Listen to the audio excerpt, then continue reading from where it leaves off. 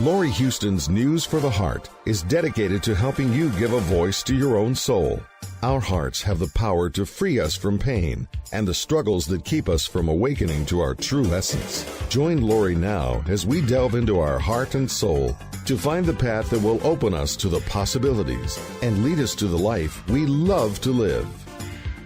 And good afternoon. This is News for the Heart. And today I have my awesome co-host, Tom Campbell, with me. If you want to know about Tom, he's all over the internet, got hundreds of videos on YouTube. Our YouTube videos tend to do quite well. Everybody seems to like our stuff because we take all of Tom's theories. Well, no, we don't take anywhere near all of Tom's theories, but we take some of Tom's theories and we make them practical so that we can sort of be in the world and letting go, lowering our entropy and moving into love and letting go of our fears. So this is why I love working with Tom, because it's the stuff that I kind of know. It'll be interesting because I've been invited to one of your workshops in England next year. So we'll see how that goes, but it will be more probably theory, right? No, that's going to be all experiential. It's all going to be doing it and experiencing it. All right. Well, there you go. So it'll be perfect because the one actually ends on my birthday. I haven't decided if I'm going to go to the first one or the second one, but the second one ends on my birthday, so it might be the same. Well, neat. I'll be glad to have you there. Well, Keith and Donna are awesome, so they've sort of invited me, and it's kind of a a one-time thing that's like, I have to do this. Well, we're going to talk about how to explore your own consciousness and how to explore the larger consciousness system. Nice. And it's mostly going to be about you doing it and me coaching. Excellent. Maybe we'll do a show while I'm there. I don't know if I want to bring all my stuff, but I might bring some stuff. Who knows? So this month is Love Month. And so we always kind of do a love themed, not that almost all of our shows are about love, but we're talking romantic love because, around Christmas, it's family and friends. So this is the romantic love, as well as, they always say that if you find the beloved within you, or if you have, no one else is going to love you if you can't love yourself. And I know we talk about, you feel that we do love ourselves. We just may not like ourselves. And I think that's where it's interesting because we have all of these beliefs. We have all of these beliefs that we were brought up with. Our definition of love is generally very distorted, to put it very mildly, because typically we don't have very many great examples of love in our lives. We had our parents' examples. We have friends, and of course we all know that the divorce rate is skyrocketed. People don't seem to be committed, but they also don't want to work. They don't want to grow up. And I think that's really what the focus of our shows have been, especially lately.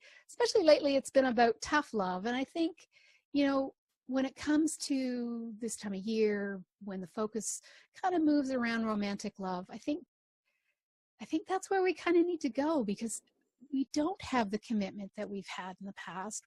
We feel now that it's much easier, and that there's so many things out there, like you can go online and you can meet up with, hundreds of people if you want. There's always going to be, the grass is always greener somewhere else.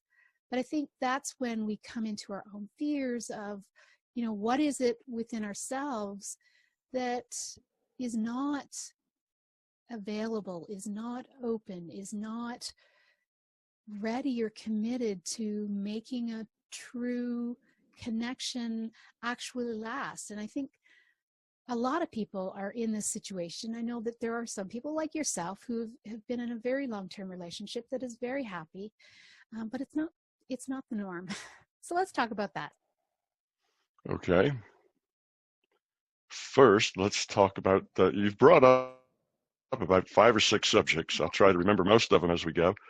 But the first one was this idea of loving yourself. And I would rather say that as liking yourself. Right. If you don't like yourself, if you think you are not much. If you think you are, incompetent, not good looking, not a good personality, not really very lovable, if you have these negative attitudes about yourself, then you're not going to be able to have a good relationship with anybody else, because you don't really, you don't really have yourself. In other words, you've put yourself off. You don't like yourself very much. So you don't have a whole lot to give. Right. Because you don't really own yourself. Yourself has been kind of put over on the side as something that is not good enough, not competent enough, not whatever enough. And that feeling just comes from a sense of insecurity, from a sense of not being who you would like to be, who your image, of who you should be. So you don't match up to that image very well. But if you don't like yourself, then you can't really give much to anyone. You're kind of stuck there. Now, it's not really about loving yourself, but that's the way we say that.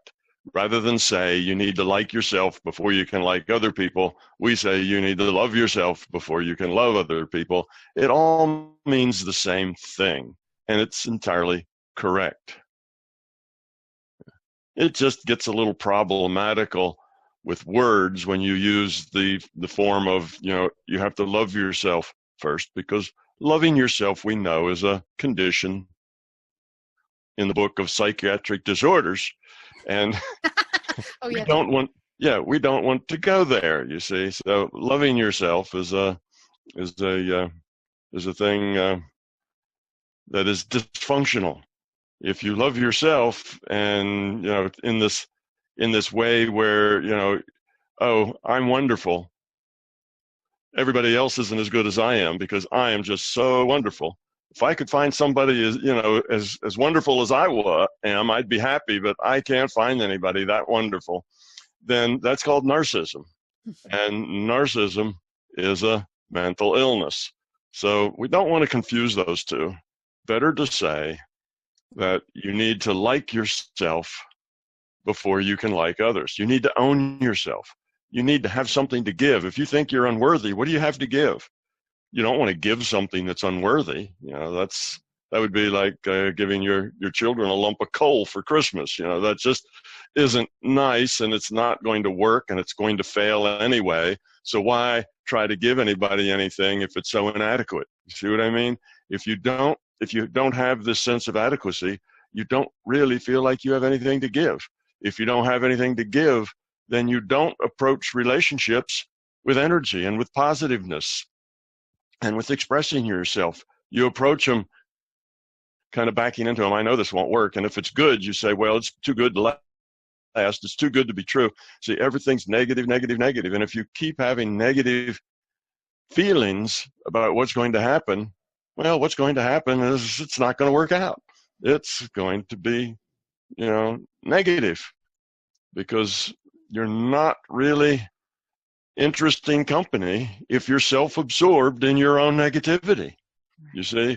So if you feel inadequate, if you feel insecure, that tends to make you act in ways that create the problem that you're afraid of. You're afraid that people won't like you. Well, if you feel very insecure, you act in a way that tends to make people not like you.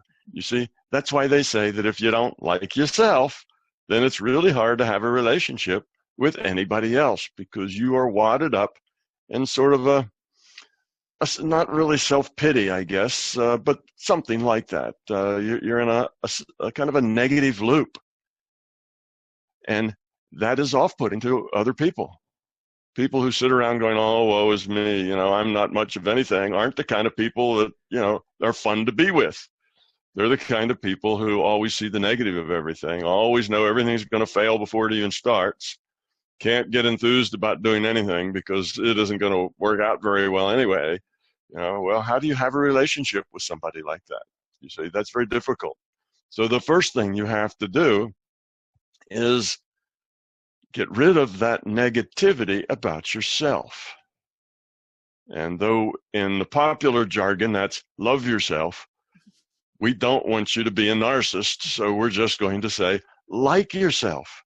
Okay, Find out now what's I good understand about why you. now I understand why you switched those words up. Okay, so yeah, the narcissist, we all met them, and I don't think they love each other themselves either. I think they just No, right. they're just more full of that negativity. Yes. And what they do to balance it, what they do to their strategy for dealing with their self-doubts and self-incriminations, their struggle to deal with that, is to act very forward. I'm wonderful, I'm great, I'm good, you see. That's a strategy of dealing with, I'm a little bit of nothing, I feel terrible. Right. It's the way some people deal with it. Right. Some people, when they feel bad about themselves, kind of become a shrinking violet, go over in a corner, sit down, and try to be real quiet and not be noticed. Other people who feel badly about themselves get a little pushy, a little louder, a little more in your face, because they're covering up those feelings of inadequacy with brass, with senses of how wonderful they are. Try to convince yourself that you're not miserable by trying to act the role of I'm wonderful, I'm terrific, I'm more than competent, I'm better than everybody. You see, so the narcissist really ends up being just an extreme case of that sense of failure inside, that sense of not being good enough. Well, that is the first step. You have to not feel that way about yourself. That's a fear of not being adequate, a fear of not being lovable, not being likable, not really offering other people much. You see, that fear creates what you're afraid of. It actually makes you act in ways that then you say, oh, see, look, there's the facts. See, just people don't like me, and relationships never last with me. They only go a little while, and then they turn sour, and you have all this evidence to verify that you really aren't much of anything. Well, it's that fear that creates all of that. You are a lot. Everyone has amazing potential. And what cuts our ability to express that potential off is our fear. So if we could get rid of that fear of inadequacy, that insecurity, then our light would start to shine. And we would find that we're a magnet for people. People want to be around us because we're positive. We always see the silver lining in that cloud rather than see a cloud before a cloud's even there. So that's that's probably the most important fundamental step to take in this love idea, is that first you have to have a positive attitude. You have to not be negative about yourself. And where that's taking you is you have to be a little less self-focused, a little less self-centered, because when you feel bad about yourself, everything seems to be about you. You are at the center, and if somebody says something or somebody acts like they're not all that interested to be around you, then immediately that's about you. You have failed. That's because you're that way. Anything that happens in your life, it's about you. That's being self-focused, self-centered. It may not be about you. They may have had to leave early just because they had to leave early for some other reason. It has nothing to do with you. But when you feel bad about yourself, you interpret that as it being about you. So then the next time you meet them, you're a little more withdrawn, a little sullen, and you're not so nice to be around, you see? So that's how you create your own reality. You make that reality in which you have problems with relationships. So we want to get over this self-focused, self-centeredness where it's always about us. When we can make it about somebody else, we actually can give. You see, when it's all about us, we're this dry sponge that hasn't been loved, nobody's been nice to us forever, and we just soak up everything. It's about us. We need attention. We need people to to validate us. And in this neediness, we don't realize that that's all ego. That's all about us. When you're needy like that, it's hard to give. When you give, it's about somebody else. Well, if you're a person that has very little to give and a whole lot of needs to take, that does really not make you, the ball of the party. That doesn't make you somebody that people really like to get close to. So again, we create this problem that we have of not having good relationships, good love relationships, good connections, is because we're self-focused. And we're self-focused, of course, because we have that fear of being inadequacy. It all kind of builds together. So it's that ego. And as we deal with that fear and have more positive attitude about ourselves, we have more energy and more focus on other people. It's not always all about us. We can go out and give to other people. And in that giving to other people, we have positive, good relationships. Love is about what you can give, not about what you get. And we seem to measure our relationships in terms of what do we get from them. Does this relationship make me happy? Does this relationship fill my need? Does this relationship put me in an economic situation that that I like? Does this situation produce for me the things I want? Well, that's all about you. It's about me. Am I getting what I need and I want? Well, you can see that's not going to lead to a very good relationship. It's all about you. So that's the problem that we have today. You mentioned that the divorce rate is high. The best of relationships tend to be where the two people are friends, not necessarily where the people in love and really just want to be with each other, but they have come to a resolution of their differences. They let those go. They accentuate the things that work, and at least they're friends. Well, that's about as good as it gets for most relationships, but that's just a shadow of what it can be. What it can be when two people really love each other, then it's about them, not about getting your needs met. It's about them. How can you make them happy? What can you do for them? How can you take care of them? What do they need? And as long as you focus on their needs, guess what? They'll want to focus on your needs because their needs are just all being met wonderfully. And what's left for them to do? Now, if they're very self-centered, they may just sit back and say, life is good. Put another grape in my mouth, they may be like that if they're self-centered. But eventually, if you keep giving, even to that self-centeredness, that other person will begin to change. They will begin to feel like they need to earn that kind of love that they're getting, and they'll start to return that. Now, that's most people. There's always a psychotic someplace that won't work with, and then it's time to move on, right? And it's time to let that relationship go and go someplace else. But if your significant other isn't, in the psychotic category, then they will respond to that giving if you give to them enough. Now, if you give to them for 2 days and you don't get a response, well, they're still wondering what you're up to. They're still wondering what's going on. What is it that you want that you're buttering them up for? You see, it takes a while before trust builds and they realize that you're just being you and that you just love them and you're trying to make them happy. And then they start to appreciate that. So it may take a while. It may take 6 months before the trust builds that they see that is you. It's not just an act. It's not just something you want. It's you. That's the way you feel. So we want our relationships to be love-based, to be caring. In that case, it's about other. So if you think in terms of your relationship, okay, how's your relationship? And if the first thing you do is start a list of all the things you like and the things you don't like, you see, that's all about you. Your relationship is fundamentally self-focused and self-centered, and it can't be but so good that way because when it's all about you, it's not about them. And if it's about you, it's ego. It's not love until it's about them. So when somebody says, how's your relationship?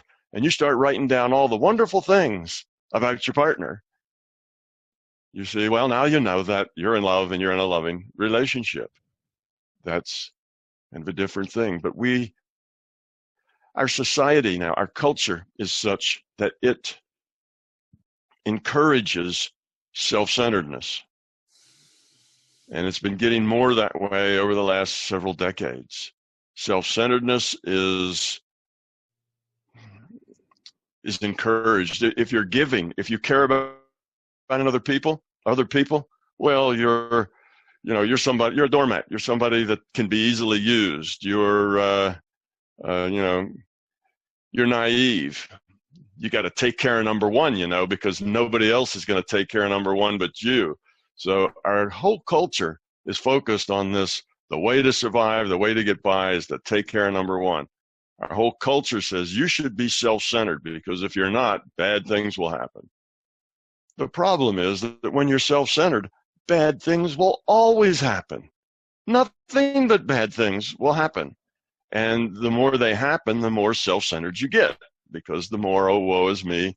Here's my list of things I don't like and the things I like, and the don't likes is a longer list than the likes.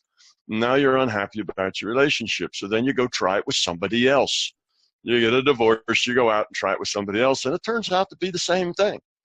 Just in a different format, with a different person, in a different house, in a different place, and it all turns out to be the same thing after a first couple of years where everybody's trying real hard, to be nice, and they just start acting themselves, and guess what? You're still yourself. You haven't grown up any. You see? You haven't changed. All you've done is, as they say, you've switched chairs on the Titanic, you see? But the ship's still sinking. All you've done is switch chairs. You got up from one chair and moved to the other end of the ship, but that isn't going to make your bigger picture problem any better. It's still going to sink, and you're still going down with the ship, no matter which chair you sit in. But we think if we have that divorce and we have somebody, then they're different, and this is going to be great. And it is, as long as you're focused on them. But as soon as you start tallying up that list of, well, here are the things I don't like. Now, how am I going to fix those? How am I going to make him or her be the way I want? Now you are self-centered, manipulating, and trying to control other people. Other people don't like being controlled, so they start backing off. And then they see their list, the downsides are getting a little longer too, and pretty soon they're right where they started 3 or 4 relationships ago, maybe 3 or 4 marriages ago. Nothing's really different, and now they get cynical. It just doesn't work. I don't believe in love anymore. Good relationships are almost impossible. I've only known 2 people in my life that had good relationships, that sort of thing. The other 500 people I know are all struggling. Oh, what's the use? And when you do that, then the probability of you growing up, getting rid of that fear, getting rid of that ego, and being able to actually give something to somebody else gets smaller and smaller. And then people kind of end up, you see these people as they get older. I mean, how many of you know people who are older, particularly little old ladies, and they kind of have that unhappy look on their face. They just don't look like they're having fun anymore. It's that sad look. Well, you see people like that in their 40s and 50s too. They just kind of go around with that sad look.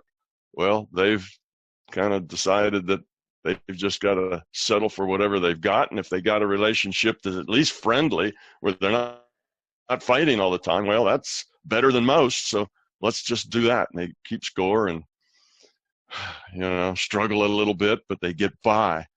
But that is not what love is about. That's not love. That's getting by, settling. But you're not going to get to that love situation until you get rid of your own fear, you get rid of your own ego, your self-centeredness, and start to give rather than plan and worry and connive to get. So our focus is wrong, but our culture kind of drives us in that direction. Particularly females have a problem. In our culture, the men and women both have instincts, just like any other animal. We're the human animal, and we're not any different than any other animal. We have instincts as well, and we have instincts associated with our being male and female. And our culture is particularly hard on women because it tells them that if they follow their instincts, they're wrong. They're not doing it, they're not doing it right. They're wasting their time. They're wasting their life. So ladies are encouraged to become something other than they are. And if they don't do that, then there's something wrong with them. You see? So it's really hard being female in this culture of ours and being happy with yourself, feeling good about you. Because when you are crossways with your instincts, you don't feel good about you. You feel like there's something missing. There's some element, some part of your life that just isn't working, and you don't know how to get there. That's what it's like when you're crosswise with your instincts. So our culture is very hard. We have this idea. We picture women in the movies and in some of our books and things that we read, and they are perhaps very feminine and usually not doing too well, abused, that sort of thing. They're having trouble. Then we have others that are tough, and these are usually in our culture now. These are the heroines. They're tough. They beat everybody else. So they're slick. They're smart. They're in charge of everything. You see, and that's the way it seems that you are a success. It doesn't work that way. That is completely crosswise with your instincts as a female. And as much as that's held up to women as the way to be, then women are going to feel inadequate. They're not the way they're supposed to be. Well, they're not. They're really not supposed to be that way, you see. So our culture sets women up to be inadequate, sets them up to be failures right from the beginning because of what our culture defines, in terms of male and female, feminine and masculine. And the culture also sets up females to be wary of, untrusting of, a little, standoffish with males, because, males are kind of the perpetrators. They're the enemy. They're the ones that are trying to keep you down. So we have that in our culture too. That's what we call the gender war, right? And that, of course, is also totally against our basic instincts. If women are just being women and men being men, the two fit together perfectly. The relationships meld very, very nicely. It's the perfect fit. It's a fit that's been generated in our instincts for 200,000 years to make us successful as a species. But we don't go there now, you see. So we have all these cultural issues that create problems in our relationships. That's why it seems so endemic. That's why you look out across all the couples all the females, all the ladies and you will probably find that almost all of them are insecure and feel inadequate, because that's what our culture does to young women. Well, they fight it for a while up through, 15, 16, 17. All those instincts are right out there in front, and they're playing the game the way they're supposed to. And by the time it's 20, 25, 28, 30, then you see those instincts are being pushed down, and life isn't working, and it's not about them. And it's an unfortunate process, but it's like that. And like we said earlier, the females that we see that seem to be very secure and with it and got it and in charge are generally not very happy if you really know them personally. If they look like they're in charge and having a good time and got it all together. But if you really were close enough to them that you could get the inside story, you'd see that they, even more than others, know that there's something missing. There's something that's not right. Something doesn't feel good. There's a part of living and loving and being female that just isn't being connected to. and they're disappointed, and they too learn to live with it, accept it, suck it up and go on. Suck it up, cupcake. This is life. Tough it out. And it's unfortunate, but we today in the 21st century are probably more ignorant about gender and more ignorant about being male and being female than we have ever been in the history of the human race. We are very ignorant now about that, and we will just have to work our way out of that, over the next decades, the next century or two.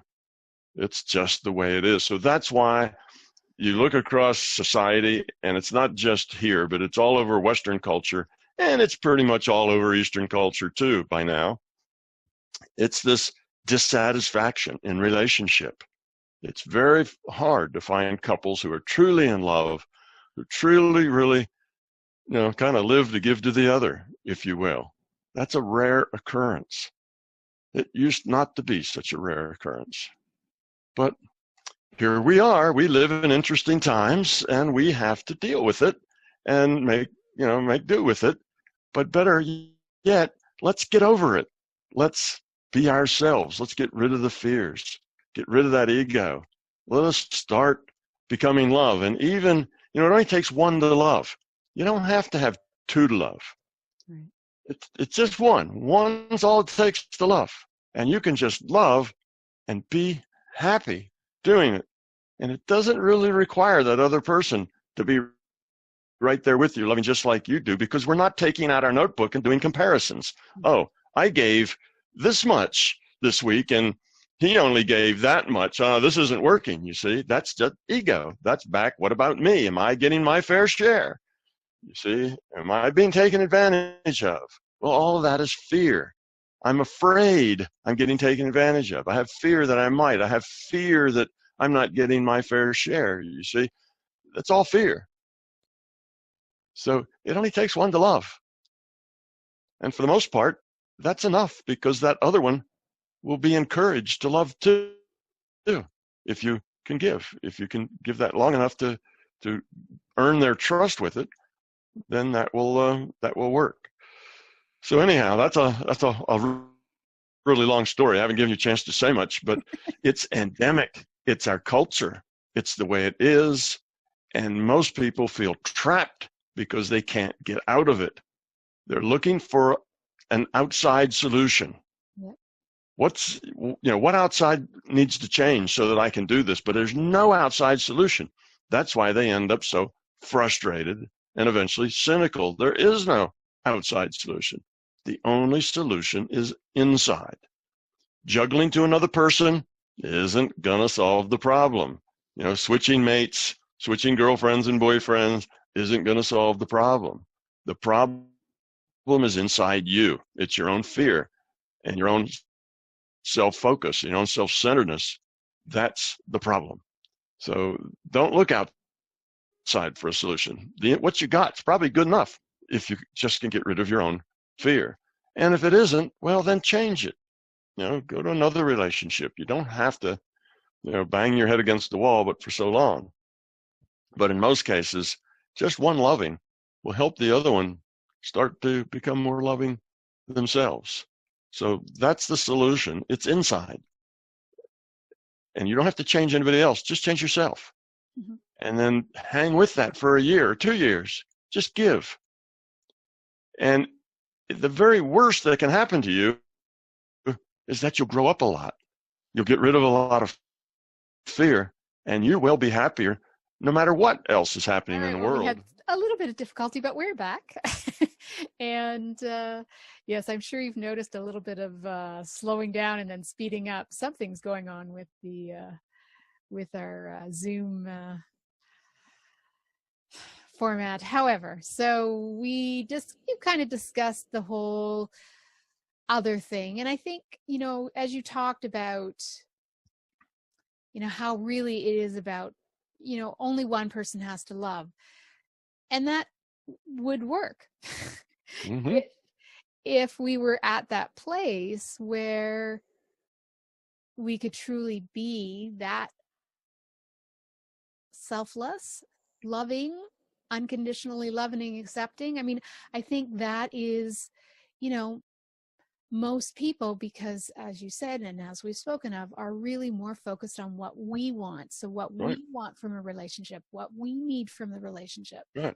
And, you know, it's ironic because if we were to look at ourselves and say, what do we need from our relationship with ourselves? I mean, we don't even give ourselves what we need. So, right? Mhm. Right, but that's that ego. Right. That's that self-centered ego thing. And most people have a lot of ego. Most people make their choices in life based on their fear and their ego. That is the conditions in which we exist. Right. But we can get over that. We can go beyond that. We can grow away from that if we work on it. But if we don't work on it, we won't grow beyond it. Right. And that's really the big piece, right? Because we have to, at some point, we have to look at ourselves and our relationships and say, okay, so what's the common denominator here? The common denominator is us. And like you said, we keep looking outside for the answers. We keep hoping, we can change them. We keep hoping, something better is out there. He's just not the one. Or, we keep placing all the blame on the other person instead of saying how. And it's not so much putting the blame on ourselves, because if you just start blaming yourself, well, you're not going to be motivated to change. Blame is not useful no matter where it's directed. It is dysfunctional in all cases. Right. It's not blaming yourself. You have to accept that you are how you are. All right, here's how I am. I got a lot of ego. I'm self-centered. I live my life in terms of how I feel about it. What I get rather than what I give. And there's a result of that. Okay, look at the last 20 or 30 years of my life, and that's the result of that. Now, what would I like to do about it? And if you say, well, I'm not going to do anything about it, then the next 20 years are going to look just like the last 20 years. Nothing's going to change. You'll continue to be self-focused, and your life will always be a struggle. And you'll probably not find much happiness. And if you do, it'll be little glimpses and pieces of it that won't last long. So if you'd really like to be in a situation where you are happy all the time, consistently, your life is joyful, then you need to change something, right? You have to be insane to say, well, I'm going to keep doing what I'm doing and I'm going to expect things to change. That's not going to happen. It's not the outside world that needs to change. It's you. Blaming yourself is worse than useless. That's just more of the I don't like myself. That just takes you further away from getting rid of ego. That's just piling another level of ego on top of it. So no, blame isn't helpful at all. You need to accept this is who I am. Now, what can I do to change me? How do I need to be? Whenever I get into the it's about me and make sure I get mine and I get as much as I deserve and at least as much as I give, I need to get back, because otherwise I'm being taken advantage of. You see, all of that is me, me, me, me. When you find yourself thinking that way, you need to stop and say, whoa, that's not the road I want to go down, and go a different way. Now that will be almost impossible at first, because every 10 seconds you're going to be saying, whoa, because every 10 seconds you probably act on your ego. So it'll be hard at first, but the more you work on it, as long as you keep that intent that you're working on it and that you're trying to be different, not act different, but be different, it will work. And it'll be slow at first, but if you really do this, in a few months, you'll start seeing a difference. And so will everybody else around you. You'll start seeing a big difference.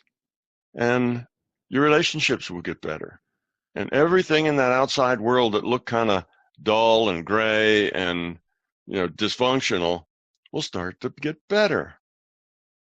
It's like a little story I read by a lady who said she was making kind of a tongue-in-cheek joke, but she was talking about when she began taking Prozac. She said before she took Prozac. Everybody in her life was nasty. Everybody was out to, make her life harder. And it was so awful. And she felt so bad and depressed and so on. And now she's been taking Prozac for a couple of months. And some miracle happened because now everybody else is acting nicer. It changed. Her taking Prozac changed all these people and all the situations in her life, you see. And it was sort of a joke. Of course, she changed. And when she changed, her whole life got better. And it does affect everybody else. When you grow up, when you become love, everybody else is going to be more loving towards you. You get kind of what you sow. You sow love, you get love. You sow self-centered, what about me? You get you get self-centered, what about me, back from the people in your relationship. They're only concerned about them, not you. Well, that's not a good place to have a relationship. Yeah, I think I've said this before. We in our culture hardly ever really fall in love. What we do is fall in need. We find somebody that meets our needs, and we pretend or we believe that that's love. And if we meet their needs at the same time, well, now you're on seventh heaven, and that's great because your needs are being met. But if you're both still self-centered, it's not going to last a long time, because in the beginning, you're trying to please. After a while, you're just being yourself. You're keeping your scorecard on what you get and what you have to give, and making sure you don't give too much or get too little, you see. So what you are inside will eventually come out and dominate the relationship. So you got to change yourself. I guess it's a simple thing to say, but a harder thing to do. But my point here is that if you work on it, if you really try, you will succeed, because your intent modifies future probability. And just by having the intent and trying, you will eventually change yourself. You'll succeed. So I give you 100% probability of success if you really work at it sincerely, and not just trying to behave better, but trying to be better. If you work at that, you will succeed, and your life will get a lot happier. And all the people in your life will get a lot happier too, and be a lot nicer. Everything will work better. Right. So why would somebody not want to try to do that? It's a lot of work, Tom. Yeah. We like to be victims. We want to be other people. Yeah, that's the other thing we tell our women in our culture. You see, you're insecure, you're inadequate, because we kind of stack the deck to make you ladies feel that way. And then we say, oh, but it's not your fault. You're a victim. Now, it's so easy for somebody who feels inadequate and insecure to use that as the way out. Oh, it's not me. I'm fine. It's them. I'm a victim. You see, now they have justified themselves as being okay. It's just another strategy for dealing with feeling negative towards yourself. You can deal with it, like I say, lots of ways. One is to be a shrinking violet and go sit in the corner and suck your thumb, instead of participating. Another way is to get brassy and pushy and try to dominate. And another way is to feel that you're a victim. It's not really you. It's just this system, this patriarchy. You see, that's the problem. Well, that's just another way out of dealing with this problem of being insecure and feeling inadequate. So ladies have a particularly tough time in this thing because they have an uphill battle against their culture. And we tend to buy into our culture. Our culture we take as truth. It's just the way it is. And it's very difficult to see it any other way. So it's a tough time for both genders. Men are also in a bad state today because most of them are crosswise with their instincts as well, because the society does not, they're the bad guys, and the society does not allow them to be the way they feel that they should be. Relationships don't work. It's a mess. The gender issue is just a mess right now. And we as individuals are going to have to fix it, crawl up out of the mess we've made and get over it and go on. And we will someday do that, but it's not going to be quick. Hopefully, maybe our granddaughters and grandsons will live in a nicer place, but not likely. It's probably going to take longer than that. But we have gotten very distorted viewpoints of life and of gender in particular. And that's why most people are unhappy in their relationship. Yeah. Although I really do like the Prozac idea. Well, it works a couple of ways. People take Prozac because they have a deficiency of serotonin. Right. You see? So it's a brain chemical problem, and they take the Prozac and all the other things that are like Prozac, all of those drugs that are in that same group. They take them because their brain doesn't make enough neurotransmitters, and they need more serotonin. Well, when you are unhappy, when you are crosswise with your instincts, when you are self-centered, what do? You create a physiological condition where you don't make enough neurotransmitters and you're low on serotonin. In other words, you create that brain chemistry. The consciousness leads, the body follows. When you get in a negative state, when you get in a kind of a permanent blues sort of existence, your body reflects that. And the way it reflects that is to change your brain chemistry to suit that mood, that depression. So now your brain chemistry, sure enough, there you go, low serotonin, not enough transmitters. You see? Well, it's not that you're just born with a defective brain. Poor you. Yeah.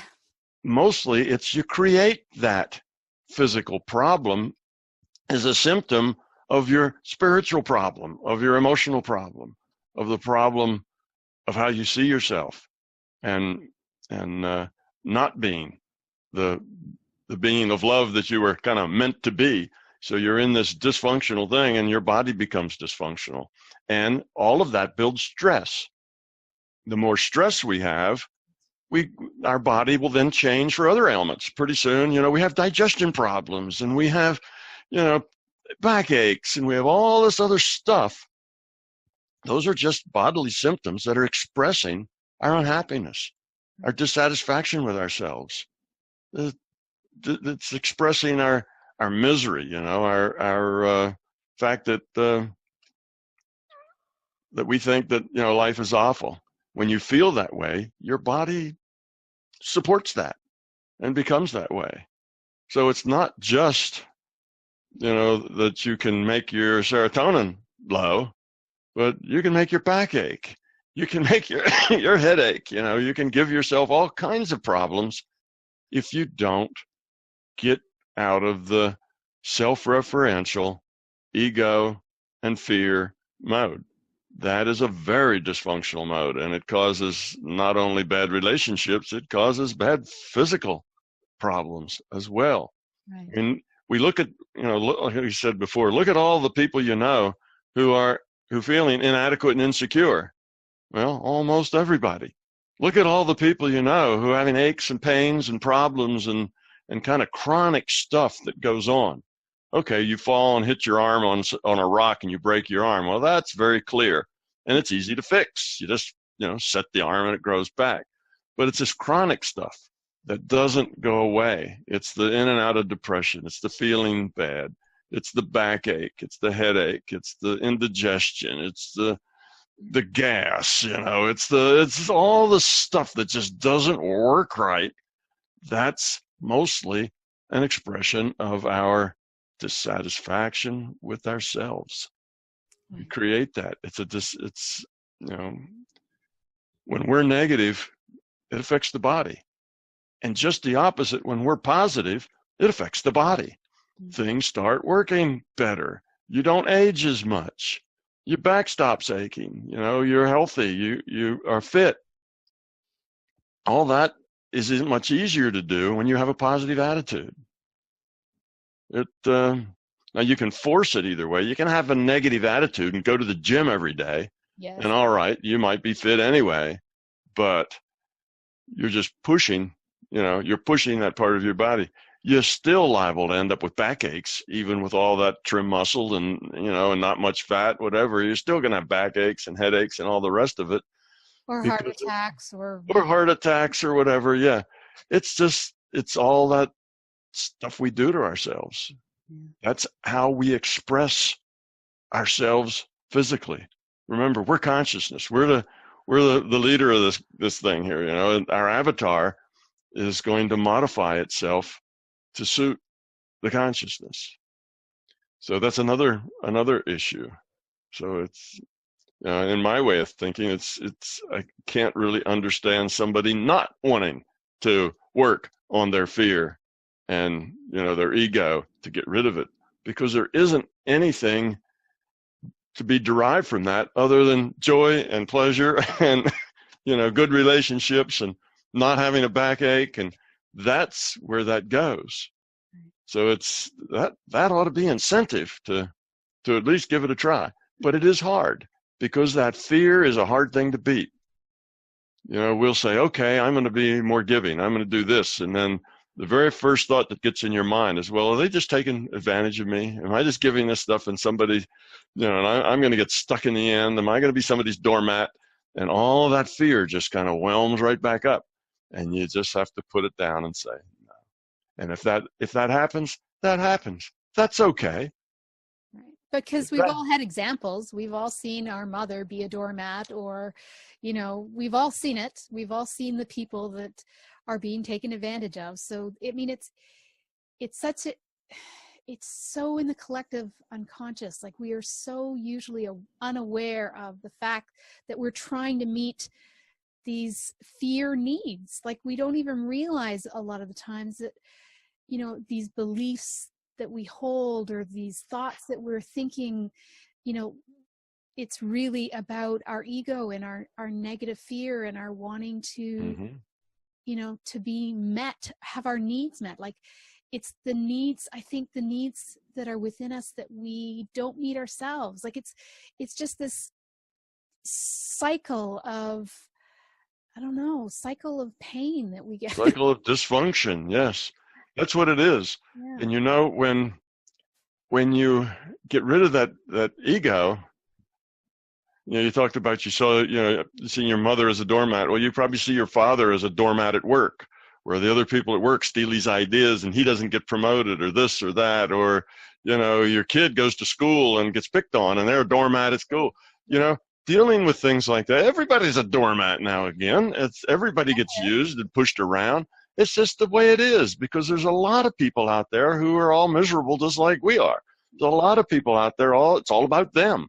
What can they get? Who can they take advantage of? Sure, there's people like that. But you can't live your life in fear of that, you see. So, okay, your boss doesn't like you, or you're somebody's doormat. But you can be somebody's doormat and just smile and walk right on through it. It just doesn't matter, because you don't have this big ego that gets wrapped around it.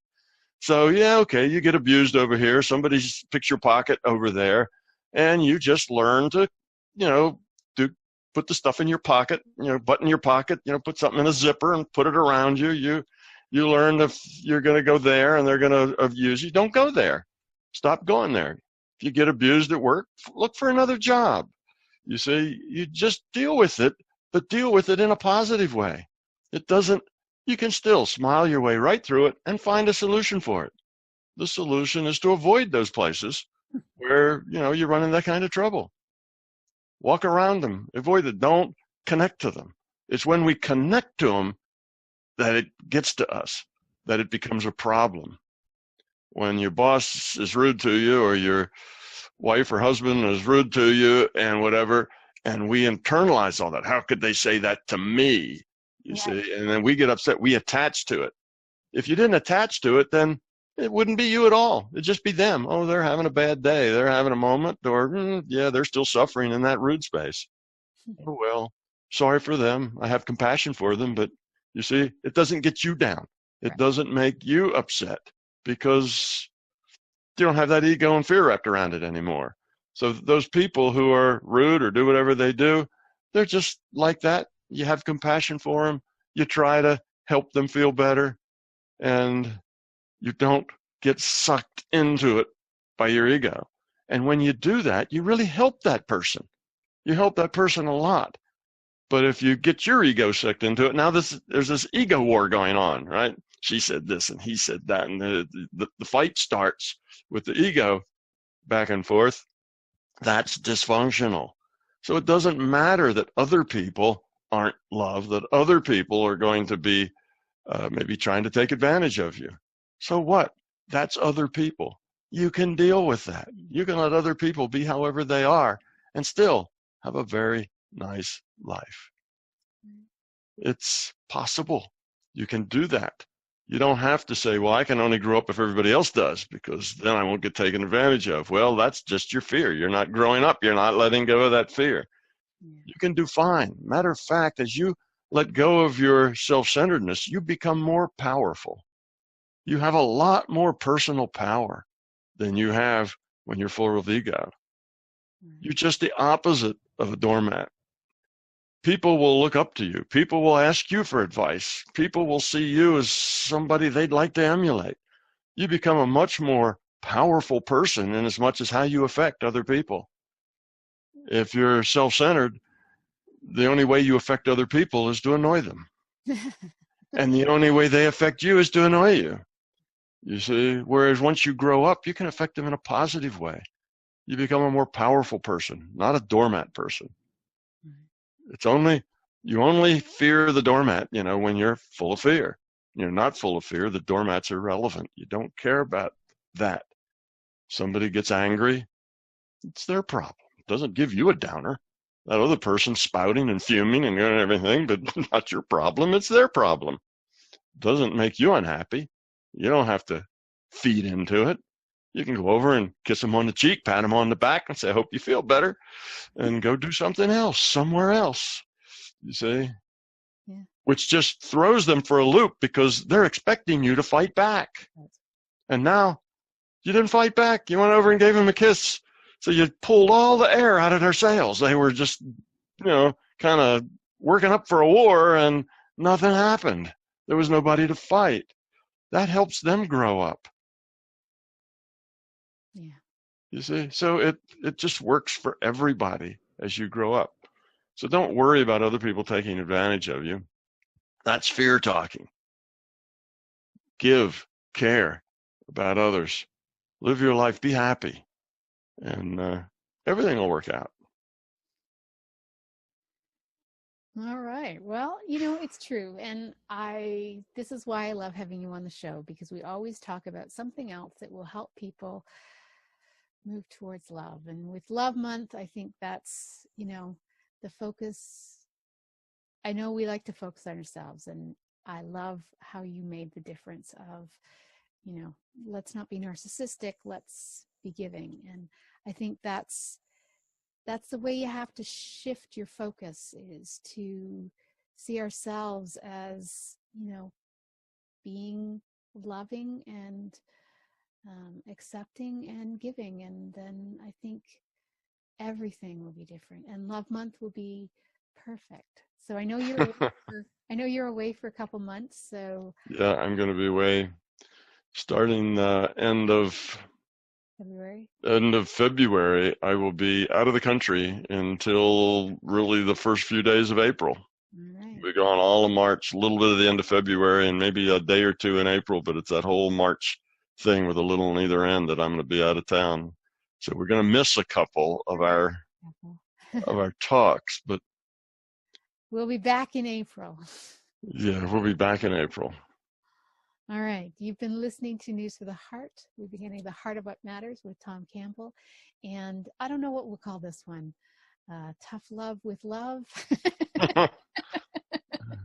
Growing Up with Love. Anyway, that's a good one. Yeah, Growing Up with Love. Growing Up with Love. That's a good one. I like that. All right. Thanks, Tom. Thank you, Laurie.